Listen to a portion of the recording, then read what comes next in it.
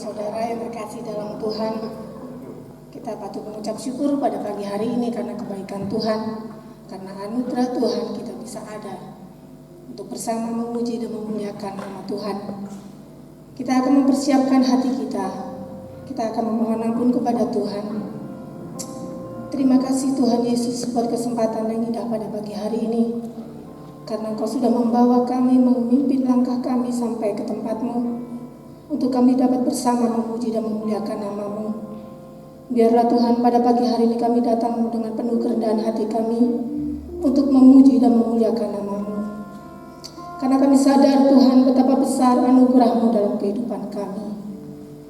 Haleluya Yesus. Kami ada sebagaimana kami ada Tuhan, ada bersama dengan-Mu. Bersama dengan Engkau pada pagi hari ini memuji dan memuliakan nama-Mu. Terima kasih Tuhan. Haleluya. Kami mau mengucap syukur atas kebaikan-Mu Bapa, karena besar anugerah-Mu dalam hidup kami. Amin. Ku ada sebagaimana ku ada, berdiri menghadap tatamu Bapa, semua karena anugerah-Mu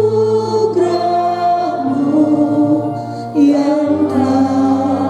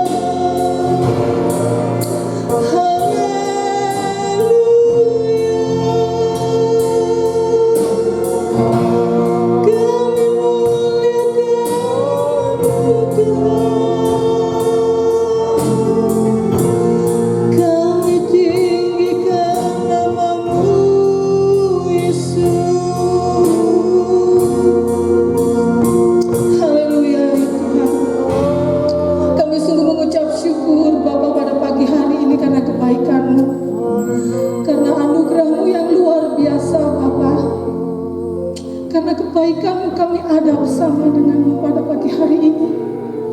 Inilah kami Tuhan, inilah kami umat-Mu yang penuh dengan kerinduan hati memuji dan memuliakan nama-Mu. Syukur bagimu Yesus, glory, glory, haleluya. Kami bangga mempunyai Allah yang luar biasa seperti Engkau, yang terus tetap setia buat kami, yang terus ada bersama dengan kami. Kami membutuhkan Engkau Tuhan. Kami terus membutuhkan pertolongan-Mu. Kami tak mampu tanpa pertolongan-Mu ya Bapa. Haleluya Yesus, dikiralah Bapa tak kalah Yesus. Kami ingin Tuhan Engkau menjamah hati kami pada pagi hari ini. Kami mau bersyukur karena kebaikan-Mu pada pagi hari ini. Engkau ada bersama dengan kami itu semuanya Tuhan karena anugerah-Mu. Haleluya Yesus. Kita pujikan pujian ini dengan penuh kerendahan hati. Betapa kita menyadari besar anugerah Tuhan dalam hidup kita. Haleluya Yesus. Amin Tuhan.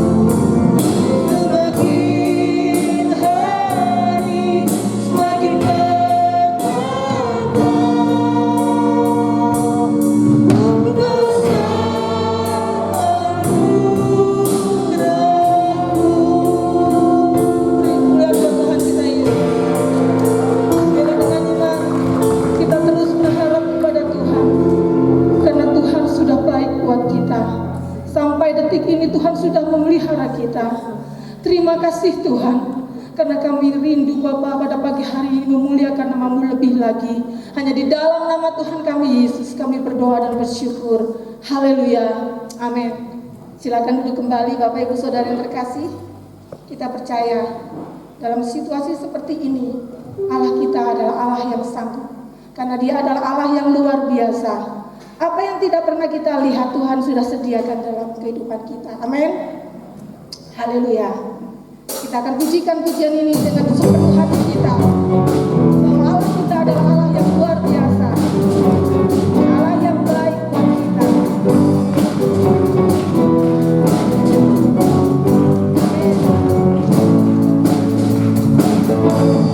Apa yang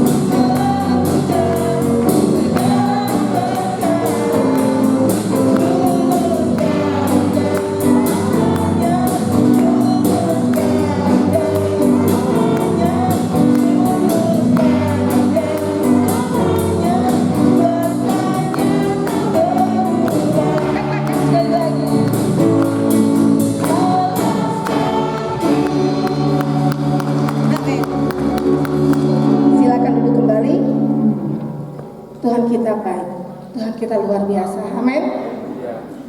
Jangan patah semangat dalam situasi apapun, karena Tuhan sudah membuktikan. Semusim yang sudah kita lalui, mungkin hari ini kita masih penuh kekurangan, tapi dengan iman kita yakin Tuhan sediakan buat kita, karena Dia adalah Allah yang luar biasa. Haleluya Yesus.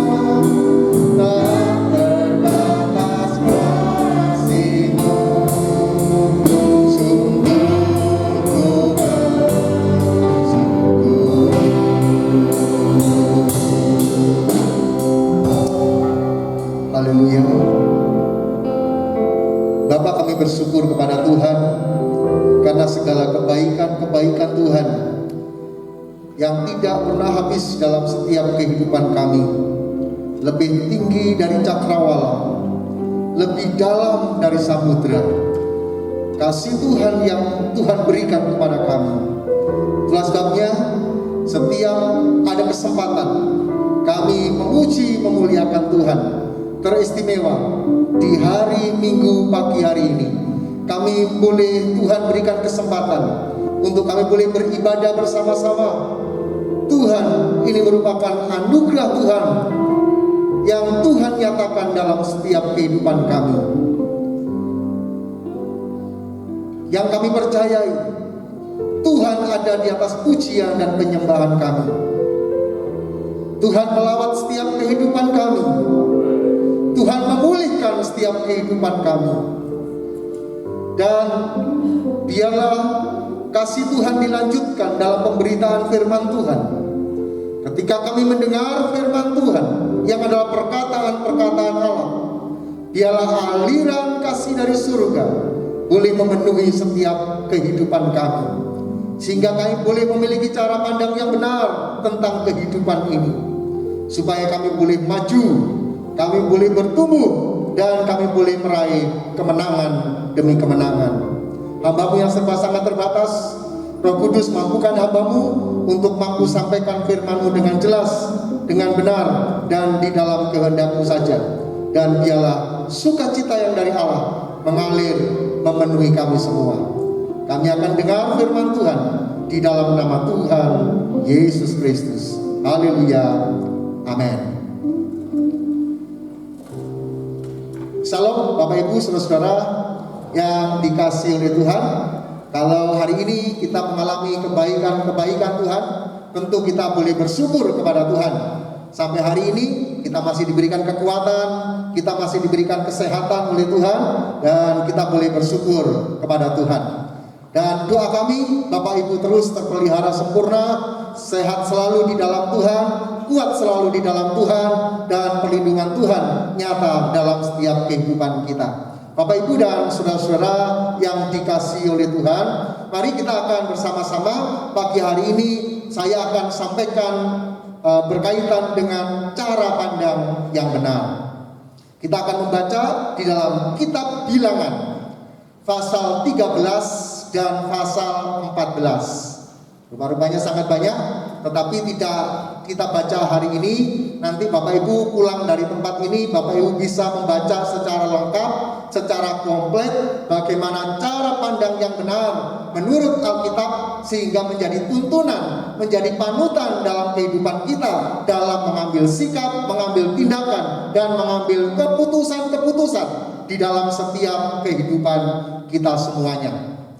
Bapak Ibu dan saudara-saudara, hari Rabu yang lalu saya kunjungan ke penjara yang ada di Lokwaru. Dan ketika di sana memang jam besuk, jam istirahat, saya melihat ada 2 orang tahanan yang sama-sama duduk menghadap taman kecil. Sama-sama duduk menghadap taman kecil. Yang satu saya melihat wajahnya sumringah, wajahnya penuh pengharapan ketika melihat bunga-bunga yang bermekaran, kemudian ada kupu-kupu yang ada di sana, mereka tampak sukacita. Tetapi yang satu lagi di sampingnya berbeda, melihat yang sama, statusnya yang sama, dia melihat seperti ada tekanan berat, matanya sayu, dan wajahnya menunjukkan kesedihan yang sangat dalam.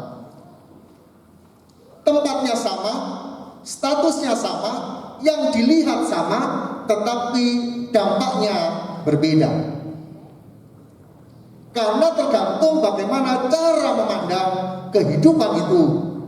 Apa yang kita lihat, apa yang kita nilai, apa yang menjadi dasar dari kehidupan kita, kita akan bersama-sama melihat bahwa itu akan berdampak besar dalam kehidupan. Di dalam kitab Bilangan pasal yang ke-13 sampai dengan ayat yang ke-14, saya mau ceritakan kepada Bapak Ibu, sekali lagi nanti lengkapnya dibaca di rumah. Dan saya mau ceritakan ketika pada tahap-tahap hampir-hampir bangsa Israel mendapatkan janji yang dari Tuhan, hampir-hampir menempati, menduduki, dan meraih tanah Kanaan. Di fase-fase yang hampir-hampir terakhir, ada sejarah yang bisa kita lihat di mana Musa mengutus orang-orang yang terbaik. Musa menyuruh pimpinan-pimpinan dari suku-suku yang ada Israel untuk tampil ke depan dengan satu perintah yang sama. Pergilah ke tanah Kanaan, selidikilah di sana bagaimana tanahnya, bagaimana penduduknya. Nanti pulang dan laporkan kepada saya. Yang dipilih adalah pemimpin-pemimpin, orang-orang yang terbaik yang mewakili sukunya. Kemudian mereka langsung berangkat ke sana, dan beberapa hari mereka mengintai, mereka melihat, mereka menganalisa, mereka memperhatikan bagaimana warga penduduk Kanaan hidup, bagaimana tanah mereka. Dan setelah 40 hari mereka pulang.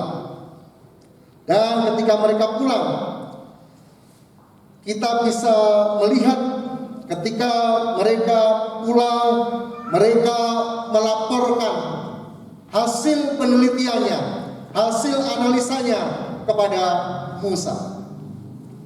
Bapak, Ibu, dan saudara-saudara, yang 10 orang mereka membuat satu laporan.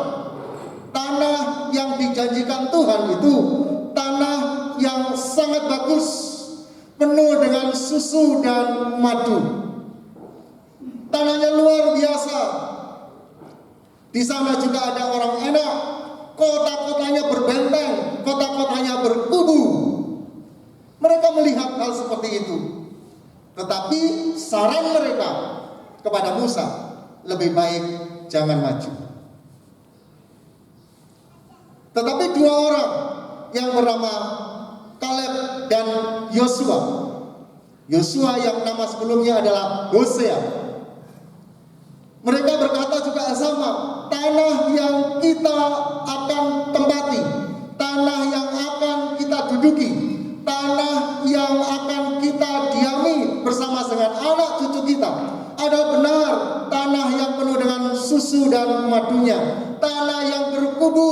Orang-orang di sana memang orang-orang besar-besar, tetapi kita akan pergi dan mendudukinya.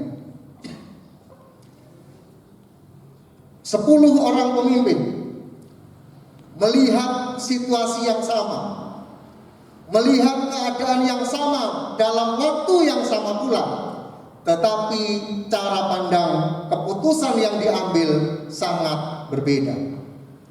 Sehingga 10 orang itu menyebarkan berita-berita sesuai dengan paradigmanya, sesuai dengan cara pandangnya, bahwa nanti kita akan kalah, kita akan terpukul habis, kita akan dimakan oleh mereka. Dan beberapa orang, dan banyak, sekitar 250-an ribu, mereka termakan oleh isu karena paradigmanya yang tidak tepat, sehingga mereka mendapatkan tulah, mendapatkan hukuman dari Tuhan. Tetapi yang 2 orang berkata, tidak, memang di sana penuh dengan susu dan madu. Ada orang-orang yang postur badannya lebih besar daripada kita, teknologi pertahanannya lebih bagus dari kita, tetapi kita akan maju, kita akan mendudukinya, karena Tuhan menyertai kita.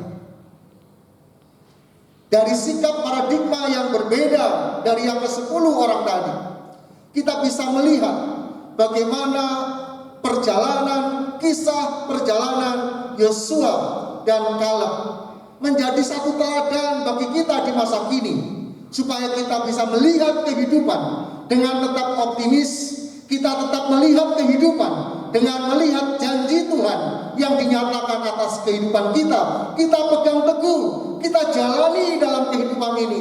Sekalipun ada tantangan, sekalipun ada kesulitan, tetapi kita berpikir Tuhan pasti menyertai kita. Dan itu menjadi sejarah sampai sekarang ini diturunkan kepada kita semuanya. Sehingga ketika kita berbicara masalah paradigma, ketika kita berbicara masalah cara pandang yang benar, maka tidak lepas dari 2 pengintai dan 10 pengintai. Bapak, Ibu, dan saudara-saudara yang dikasihi oleh Tuhan, tidak semua pendapat umum, tidak semua suara terbanyak itu benar. Buktinya 10 orang dengan suara mayoritas, dan itu bertentangan dengan apa yang Tuhan rencanakan. Tetapi 2 orang ini, sekalipun boleh dikatakan pendapatnya minoritas, tetapi dia tetap berpegang teguh pada janji Tuhan. Dia tetap berpegang teguh pada firman Tuhan. Sehingga di akhir ceritanya, Yosua dan Kaleb mendapatkan penghargaan dan penghormatan dari Tuhan. Dia masuk ke dalam tanah Kanaan, dan dia menjadi pemimpin-pemimpin yang baru. Dan dia menelurkan pemimpin-pemimpin, di mana bangsa Israel menjadi jaya sampai sekarang ini. Bapak, Ibu, dan saudara-saudara yang dikasihi oleh Tuhan, bagaimana kita melihat satu pandangan yang benar, perspektif yang benar, supaya hidup kita berkenan kepada Allah. Yang pertama, kita bisa melihat perspektif yang benar, melihat masalah bukan saja sebagai masalah, melainkan sebagai kesempatan. Orang melihat persoalan-persoalan yang ada, dan kita akan bisa melihat di dalam pasal yang ke-13. Sekarang kita akan baca ayat yang ke-27 sampai dengan ayat yang ke-30. Di dalam kitab Bilangan pasal yang ke-13 ayat yang ke-27 sampai dengan ayat yang ke-30. Saya akan bacakan buat Bapak, Ibu, dan saudara-saudara yang terkasih. Mereka menceritakan kepadanya, kami sudah masuk ke negeri kemana kau suruh kami, dan memang negeri itu berlimpah-limpah susu dan madunya, dan inilah hasilnya. Hanya bangsa yang diam di negeri itu kuat-kuat, dan kota-kotanya berkubu dan sangat besar. Juga keturunan Anak telah kami lihat di sana. Orang Amalek diam di tanah Negeb, orang Het, orang Yebus, dan orang Amori diam di pegunungan. Orang-orang Kanaan diam sepanjang laut dan sepanjang tepi sungai Yordan. Kemudian Kaleb mencoba menenteramkan hati bangsa itu di hadapan Musa, katanya, tidak, kita akan maju dan menduduki negeri itu. Sebab kita pasti akan mengalahkannya. Bapak, Ibu, dan saudara-saudara yang dikasihi Tuhan, apa yang dilihat oleh Yosua dan Kaleb tidak meniadakan tantangan. Apa yang dilihat oleh Yosua dan Kaleb, dia tidak menihilkan ada persoalan-persoalan besar di sana. Kita bisa melihat apa yang dikatakan, hanya bangsa yang diam di sana itu kuat-kuat, dan kota-kota yang berkubu dan sangat besar. Juga keturunan Enak, orang yang kami lihat ada di sana juga. Bangsa-bangsa suku-suku lain ada di sana juga. Tetapi apa yang dikatakan oleh Yosua dan Kaleb, tidak, kita akan maju dan menduduki negeri itu, sebab kita pasti akan mengalahkannya. Bapak, Ibu, dan saudara-saudara, tantangan boleh ada, kesulitan boleh ada. Yang saya sampaikan, perspektif yang benar bisa melihat masalah, tetapi bukan sebagai masalah, tetapi sebagai kesempatan untuk melangkah, untuk maju lebih baik lagi. Bapak, Ibu, dan saudara-saudara yang terkasih di dalam Tuhan Yesus, kita bisa melihat hal-hal yang terjadi dalam kehidupan kita. Kita tidak mengabaikan masalah-masalah yang kita hadapi, tetapi melihat sebagai satu peluang. Mungkin keluarga kita biasa-biasa saja, aman-aman saja, tetapi tiba-tiba ada persoalan yang muncul di tengah-tengah pandemi ini. Ketika kita melihat perspektif dengan benar, masalah ada, tapi itu akan menuntun kita untuk melihat celah, untuk melihat kesempatan, untuk kita bertumbuh di sana, untuk kita saling mengasihi keluarga kita, mengasihi anak-anak kita, Bapak, Ibu, dan saudara-saudara, sehingga keluarga kita akan menjadi lebih baik lagi. Mungkin saat ini kita ada yang sakit,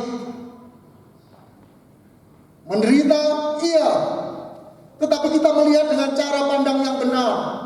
Masalah, ada masalah, tetapi dengan sakit penyakit itu kita melihat perspektif yang baik, sehingga kita akan memperoleh kehidupan lebih baik lagi. Dengan sakit yang mungkin kita derita, kita semakin mendekatkan diri kepada Tuhan, semakin mawas diri, semakin menjaga makanan kita, semakin menjaga kesehatan kita, sehingga kita hidup menjadi lebih baik lagi.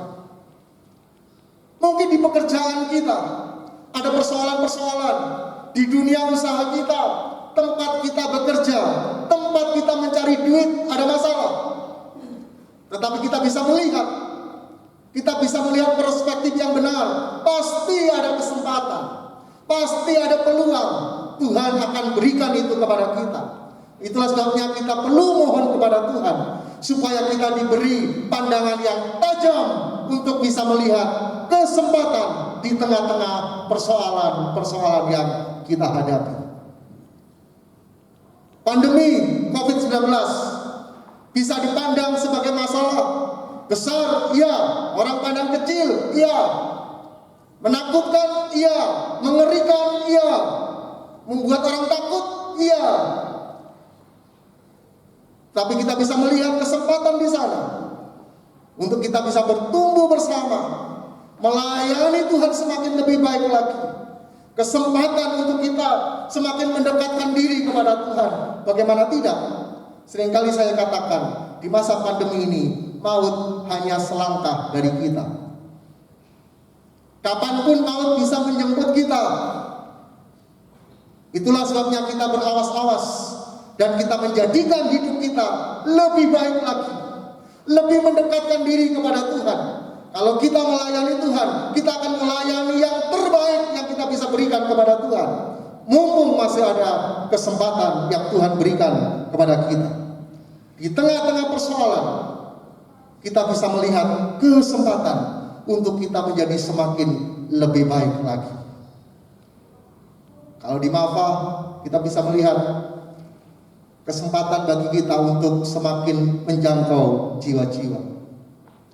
Di masa pandemi ini, yang dulunya saya tidak bisa ngedit video, terpaksa menjadi bisa. Dan sekarang sudah dibantu lebih baik oleh Saudara Lukas dan Samuel. Dan hasilnya jauh lebih baik dari saya. Bapak Ibu dan saudara-saudara, dulu yang kita tidak terbiasa doa dengan Zoom, sekarang terbiasa. Dulu cara bukanya gimana, matikan gimana. Sekarang tahap demi tahap kita bisa lakukan, setapak demi setapak. Kita mungkin tidak bisa berkumpul, tetapi kita berdoa tidak ada yang larang. Dengan sarana dan prasarana yang ada. Bukankah ini satu kemajuan yang kita dapat dari persoalan yang kita hadapi. Ada beberapa yang pesimis, bisa saja. Tapi mari saya mengajak Bapak Ibu untuk melihat setiap kesempatan dalam setiap masalah dan kesulitan kita. Sebuah perusahaan sepatu di Amerika menyuruh 2 sales pergi ke Afrika. Cerita ini mungkin sudah seringkali kita dengar kalau kita motivator-motivator menyampaikannya, dan saya baca demikian memang. 2 orang diutus di tempat yang sama. Mereka melihat survei di Afrika, dan yang satu telepon ke manajernya, pulangkan saja saya, karena di sini tidak ada orang yang pakai sepatu. Untuk apa kita susah-susah jual sepatu ke orang yang tidak pakai sepatu? Karena semua orang di sini waktu itu sedang nyeker semua. Sementara sales yang lain berkata dan telepon kepada manajernya, kirimkan semua sepatu yang bisa dicetak di Amerika, dikirim ke Afrika. Karena saya lihat di sini orangnya tidak pakai sepatu. Melihat yang sama, waktu yang sama, tapi dari cara pandang yang berbeda. Di tengah COVID-19, kalau dianggap ini sebagai masalah, bagaimana kita menghadapinya? Bagaimana kita bersikap? Lakukanlah dengan perspektif yang benar, dan Tuhan akan selalu menolong kita semua. Yang kedua, perspektif yang benar yang kedua adalah perspektif yang benar melihat orang bukan dari penampilannya, namun dari potensi yang diberikan Allah kepada kepadanya. Perspektif yang benar bukan melihat orang dari penampilannya, namun dari potensi yang diberikan Allah kepadanya. Bapak, Ibu, dan saudara-saudara, di dalam ayat yang ke-33 dari kitab Bilangan pasal yang ke-13, kita bisa melihat juga kami lihat di sana orang-orang raksasa, orang enak yang berasal dari orang-orang yang berasal dari raksasa, dan kami lihat diri kami seperti belalang, dan demikian juga mereka terhadap kami. Cara pandang kalau hanya terhadap penampilan saja, kita akan terkecoh. Bapak, Ibu, dan saudara-saudara, mereka melihat diri kami melihat diri kami seperti belalang, dan kami melihat mereka dari tampilannya orang yang kuat, orang yang gagah. Calon musuh yang akan kita hadapi orang-orang yang kuat. Secara strategi mereka terlatih perang. Secara keamanan mereka punya kubu-kubu yang kuat. Kalau hanya berpatokan pada penampilan, oleh sebabnya jangan terkecoh dengan penampilan, tetapi potensi yang ada dalam diri kita, itu yang perlu kita kembangkan dalam kehidupan kita. Bapak, Ibu, dan saudara-saudara yang terkasih di dalam Tuhan, biarlah Tuhan tolong kita semua untuk kita bisa melihat, jangan terkecoh dengan penampilan, tapi lihatlah potensi yang ada dalam diri seseorang. Kalau Bapak, Ibu pernah dengar nama Alva Thomas Edison yang lahir sekitar 1847. Dia hanya mencicipi sekolah hanya sampai kelas 3 SD kalau sekarang. Dia dikeluarkan dari sekolah karena dianggap bodoh, dianggap tidak bisa mengikuti pelajaran seperti teman-temannya. Akhirnya dia dikirim pulang oleh sekolah, dan seorang ibu dari Alva Thomas Edison, dia bisa melihat peluang, dia bisa melihat potensi dari anaknya, sehingga dia ajar sendiri di rumah. Mungkin kalau sekarang dengan metode home schooling. Bapak, Ibu bisa melihat sekarang bagaimana anak-anak Bapak, Ibu, karena sekarang belajar di rumah semua kan. Bapak, Ibu, dan saudara, seorang ibu ini terus mendidik, terus mengajar, sampai akhirnya dia menjadi anak yang sukses dan berhasil. Dia sempat menemukan alat perekam elektronik yang memang tidak dijual untuk umum. Kemudian dia juga menemukan penyempurnaan dari telegram yang dijual pada waktu itu sekitar 40.000 US dollar. Dan yang paling spektakuler, di tahun 1879 dia menemukan bola lampu pijar. Yang kalau sekarang kita malam-malam di tengah kegelapan, kita hanya tekan saklar, kemudian nyala lampu.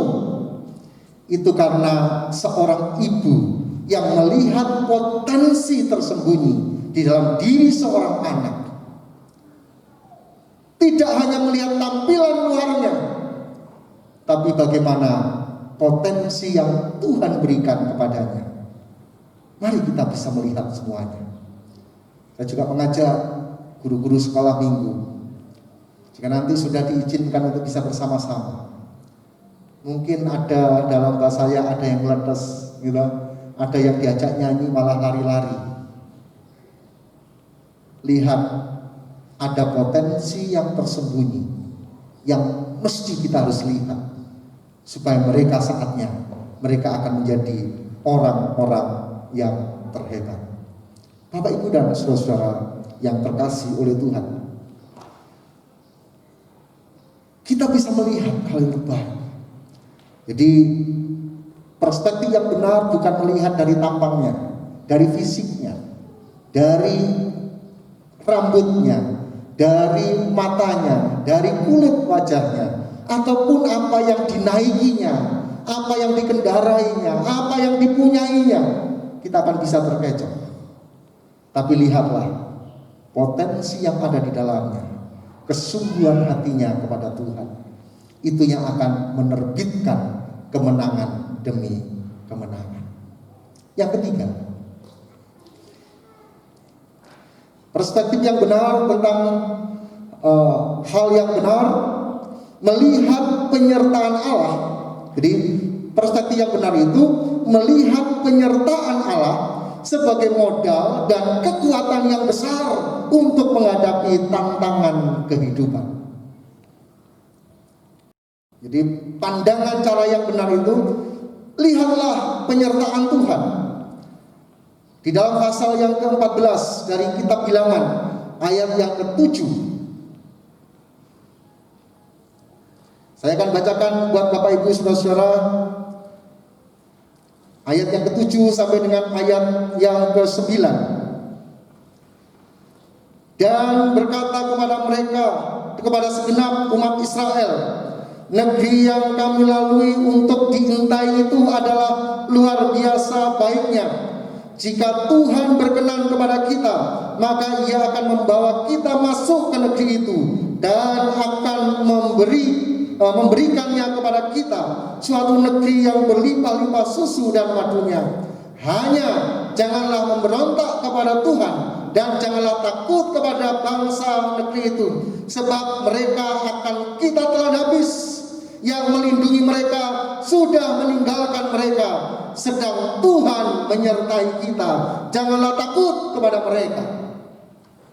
Perspektif yang ketiga, Bapak Ibu bisa melihat penyertaan Tuhan dalam diri kita. Itu merupakan modal terbesar. Musuh boleh ada, musuh boleh besar, tapi pastikan perjalanan kehidupan kita disertai oleh Tuhan. Lepas dari konteks itu, Paulus berkata, jika Allah di pihakku, siapakah yang akan jadi lawanku? Pedang, kelaparan, tidak ada yang mampu memisahkan aku dari kasih Kristus. Perspektif yang ketiga, pastikan Tuhan menyertai kita. Dalam setiap perjalanan kehidupan kita, pastikan Tuhan menyertai kita semuanya. Tantangan boleh ada, kesulitan boleh ada, tetapi yang saya pesankan hari ini, pastikan Tuhan menyertai hidupmu, menyertai kehidupan saya, menyertai gereja ini. Bapak Ibu dan Saudara, ketika sikapku benar, ketika cara pandangku benar, tidak ada gunung yang terlalu tinggi untuk didaki, tidak ada lembah yang terlalu dalam untuk dilewati, dan tantangan yang terlalu besar yang tak dapat kuhadapi tanpa kekuatan yang dari Tuhan.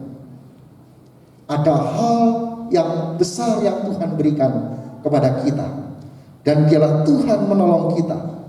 Dan seorang yang bernama William James menulis begini, penemuan terbesar dari generasiku adalah bahwa manusia dapat mengubah hidup mereka dengan cara mengubah cara berpikir mereka. Hidup mereka akan berubah ketika mereka mulai berpikir mengubah cara hidup mereka. Jika Bapak Ibu ingin bahagia, ingin berkemenangan, walau sekarang dalam persoalan-persoalan, baik persoalan keluarga, persoalan ekonomi, persoalan apapun yang sedang kita alami, kita akan berkemenangan, kita akan mendapatkan sesuatu yang besar. Hanya ubahlah cara pandang kita. Tuhan akan menyertai kita. Sebelum Yesus naik ke surga, dia berpesan, punya wangsit, punya pesan terakhir. Dan ketahuilah, aku akan menyertai kamu sampai kesudahan zaman. Ada penyertaan Tuhan dalam kehidupan kita, sehingga itu modal terbesar untuk kita meraih kemenangan. Janji itu diberikan kepada semua umat manusia, tidak pandang itu kaya, tidak pandang itu miskin, tidak pandang itu anak-anak, tidak pandang itu orang yang tidak muda lagi, hamba atau budak. Tuhan berkata, dan ketahuilah, aku akan menyertai kamu sampai kesudahan zaman. Jika Bapak Ibu ingin berkemenangan, ubahlah cara pandang, maka Tuhan akan berikan kemenangan kepada kita. Mari kita tundukkan kepala. Jangan takut menghadapi apapun dalam kehidupan kita, sekalipun itu menakutkan.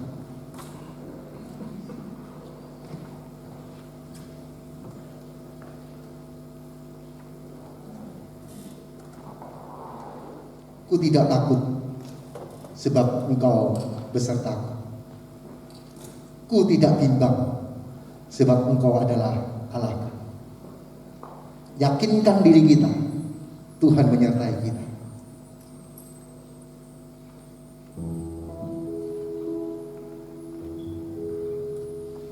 Ku tidak takut,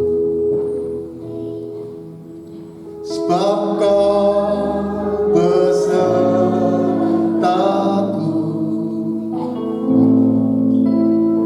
Ku tidak bimbang, sebab Engkau Allahku. Engkau meneguhkanku,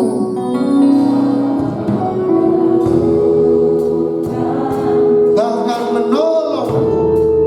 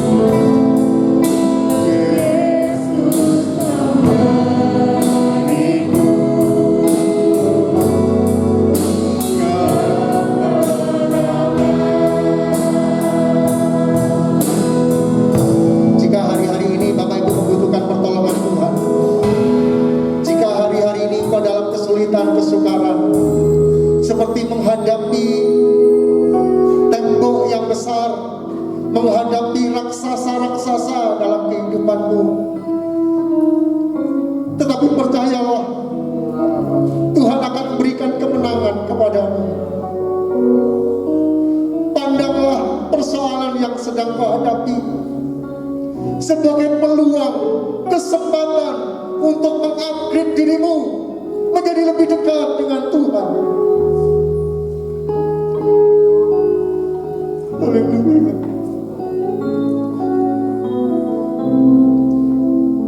Jangan hanya pandang persoalanmu, tetapi potensi yang Tuhan berikan kepadamu akan menjadikan engkau lebih dari pemenang.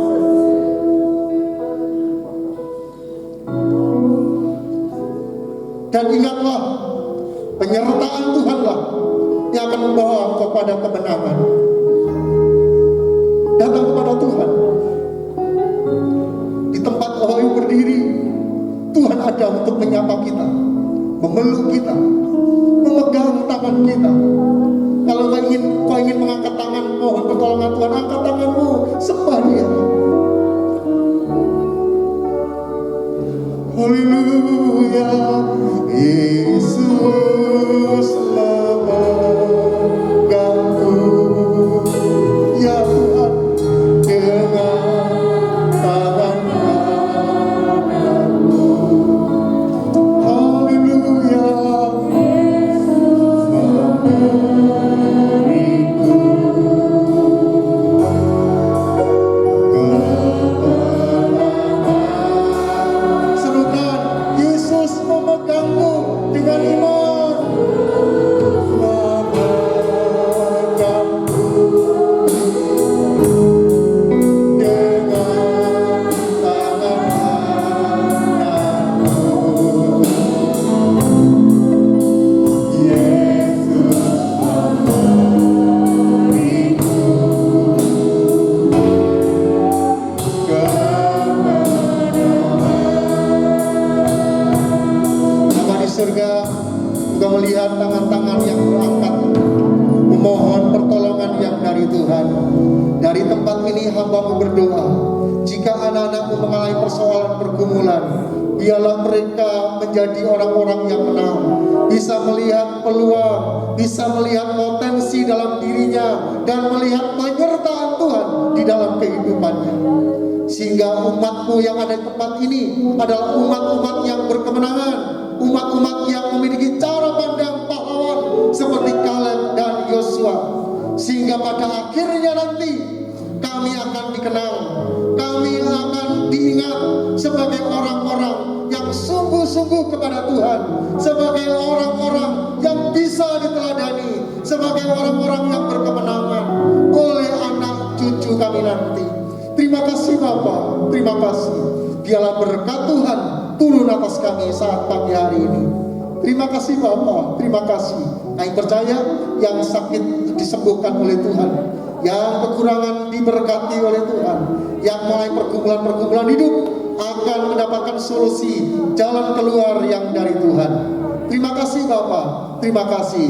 Di dalam nama Tuhan Yesus Kristus kami bersyukur dan berdoa. Haleluya, amin. Puji Tuhan, dipersilakan duduk kembali dan kita akan dengarkan beberapa pengumuman untuk kegiatan kita sepanjang minggu ini.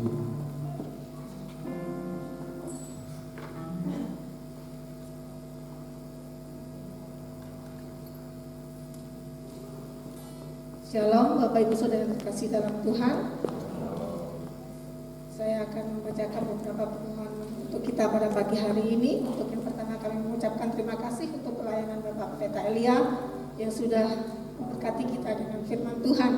Dan yang kedua, berita untuk sakit Saudara Titus, anak dari Ibu Tati yang saat ini diopname di Hasta Brata. Biarlah kita terus bantu doa supaya cepat pulih kembali. Dan untuk selanjutnya, pengumuman ibadah di tengah minggu. Untuk hari Senin besok kita akan mulai ibadah kaum wanita. Kemarin kita sudah mulai dan besok kita berlanjut pukul 6 sore yang akan dipimpin oleh Pendeta Wiwin Sinaga. Dan ini dilakukan lewat Zoom seperti biasa. Tapi untuk linknya kita akan terima besok siang. Dan untuk selanjutnya pengumuman yang kedua, untuk ibadah yang akan kita kita adakan setiap pagi jam 5, yaitu doa pagi. Jadi kita semua yang ingin diberkati Tuhan sebelum kita melakukan aktivitas, kita bisa ikut bergabung di sana pukul 5 pagi. Dan selanjutnya untuk ibadah pada hari Rabu kita tetap pada MPC melalui Zoom, dan kita akan kirim linknya seperti biasa di pengumuman grup info MAFA jam 6 sore. Dan dilanjutkan pada hari Kamis, hari Jumat kita ada ibadah KKA setengah 7 malam. Jadi kita harap semua kita yang sudah punya HP, yang sudah punya aplikasi, kita bisa bergabung dan kita manfaatkan waktu-waktu ini untuk kita terus mendekat kepada Tuhan. Dan pengumuman itu saja dari kami. Kami mengucapkan terima kasih dan Tuhan Yesus memberkati kita semua.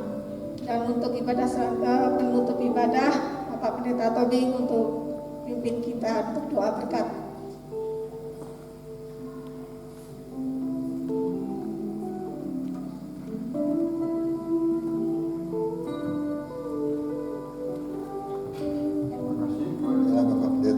Yang telah menyampaikan firman Tuhan, supaya kita bisa mengambil hikmahnya bahwa Allah ada menyertai kita, dan Allah pasti menjawab segala keluhan, tangisan, doa serta kita. Percayalah. Amin. Sebagai yang percaya. Amin. Thank you. Matur nuwun. Baik, saudara-saudara sekalian, kita akan akhiri dengan satu nyanyian. Hidup ini adalah kesempatan. Hidup ini untuk melayani Tuhan dan seterusnya.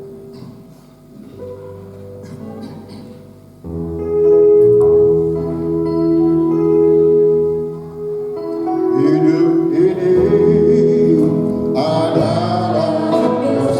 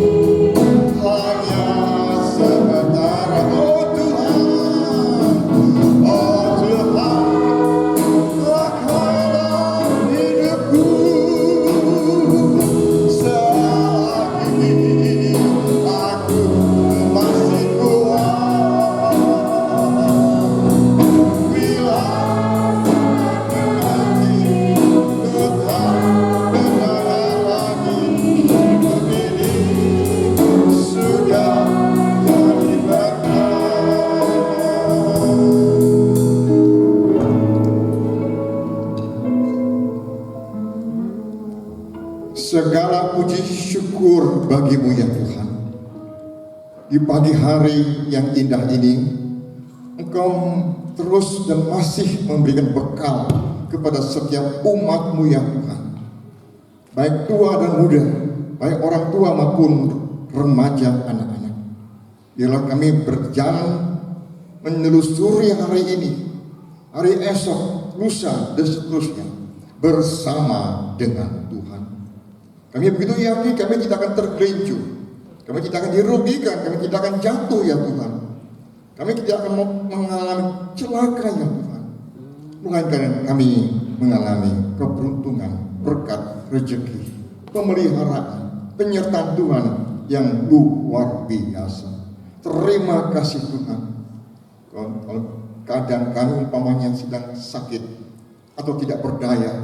Hari ini Tuhan, Kau lawat kami, di mana kami sedang berdiri ya Tuhan. Dan ada satu anak ya Tuhan yang di rumah sakit yang sedang terbaring ya Tuhan. Tuhan, tumpangkan tangan-Mu atasnya. Sembuhkan anak tersebut dalam nama Tuhan Yesus Kristus. Ibu Ngatiah ya Tuhan, yang sakit terjepit saraf punggungnya ya Tuhan, yang bekerja di Hongkong ya Tuhan. Bunda daripada saudara Eko di ujung Tuhan, yang akan kembali ya Tuhan untuk berobat di Indonesia. Sertalah perjalanan beliau Tuhan, apakah dengan kapal laut atau pesawat terbang.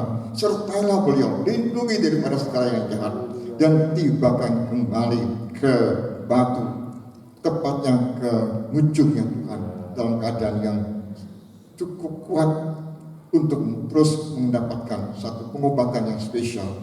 Tetapi di atas segala-galanya Tuhan, kami mohon Kau tumpangkan tangan-Mu pada punggungnya, pada pinggangnya Tuhan yang terganggu sakit Tuhan, dan sembuhkanlah dia di dalam nama Tuhan Yesus Kristus. Kami berdoa. Terima kasih Tuhan, ya Allah yang Tuhan kami.